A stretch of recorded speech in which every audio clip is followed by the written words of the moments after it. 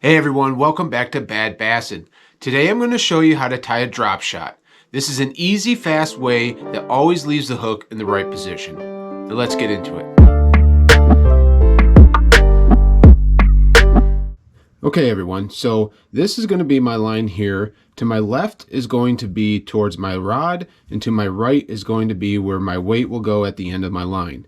Now I use mono or fluoro for my drop shots. Today I'm going to use a colored braid just for illustration purposes so you guys can see it easier. In addition, when it comes to the hook, I use typically owner, wacky, or drop shot hooks. Today I'm going to use a Gamakatsu red hook so it's a little easier for you guys to see.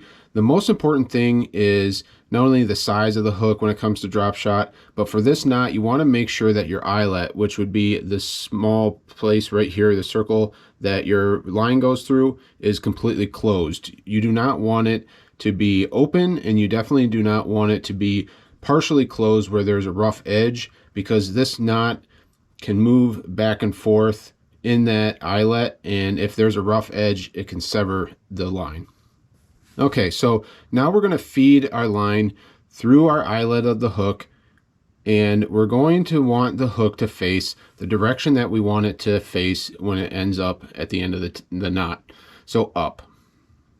So now what we're going to do is we're just going to make an overhand circle with your line, so that way you just have your line doubled up, your hook's facing up, and you've just made a circle with the rest of your line.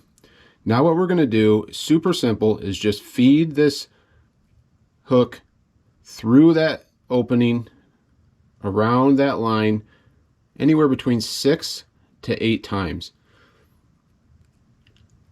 Okay, it's important when you do this, if you can see, that you don't get caught up in the eyelet and that your line is going through the eyelet and it's not bunched up. So you have the main line on the bottom here and where you've made your loops on the top here.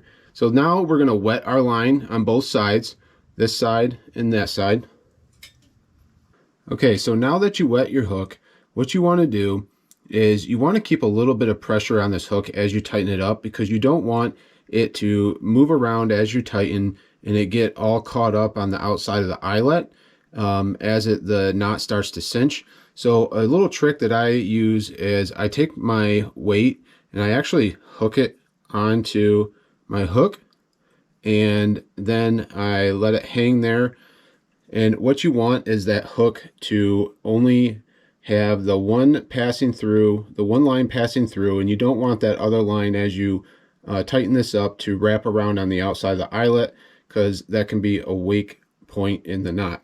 So now that it's wet, all we're going to do is we're going to slowly start to tighten and pull and bring those two sides of this knot together.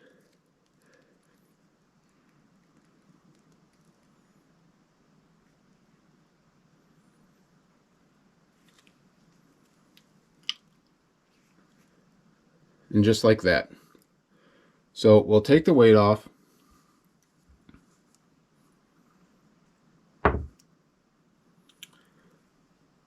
And as you can see, we have a perfect upward pointing hook for your drop shot. Make sure you guys like and subscribe. I hope you guys learned something, and I will see you guys next time. Take care.